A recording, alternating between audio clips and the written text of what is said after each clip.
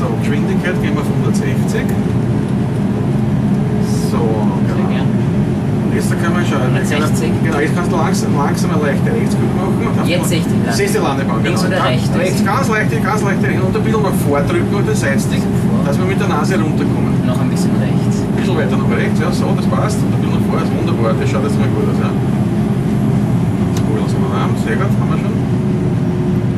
Geschwindigkeit nehmen wir auf 140 zurück, das ist die Landegeschwindigkeit. Aber verkehrt. Einzig aus. Sogar erst werden wir schneller, das wollen wir. Jetzt haben wir rot-gelb, jetzt passt es ganz genau. Aber wir sind eine ganz kleine Spur zu tief, das hat ein bisschen leicht nach genau, leicht heben, die Nase leicht nach oben. Flight slow. So passt es ungefähr, ja. Ein bisschen weiter noch heben vielleicht. Flight slow. So, ja, so passt, das passt sehr gut, ja. Flight slow. Die Kurve ist perfekt, wir kommen ganz genau gerade auf die Bahn. Also richtig. Ja, wir sind genau. Flight slow. Aber wir sind auch schnell. So? So lassen wir, ja, sehr gut. Das schaut aber gut aus. Wenn wir jetzt so weiter sinken, das schaut perfekt aus, ja. Haben wir den Sinkflug unterbrochen, das schaut super aus.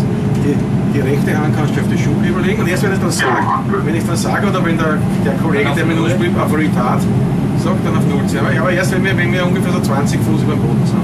Er sagt dann nicht 20 und Retard. Das schaut also ganz gut. Ganz leicht. So, genug, das war so weiter sinken jetzt. 50, 40, 30, 20, retard. Zurückziehen.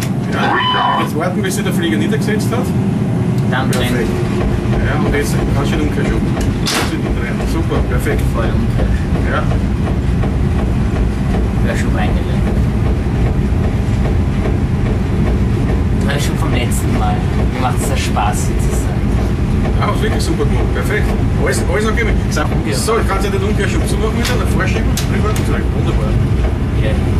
Aber es funktioniert auch nicht, wie sie du kannst du das Lenkrad nehmen, das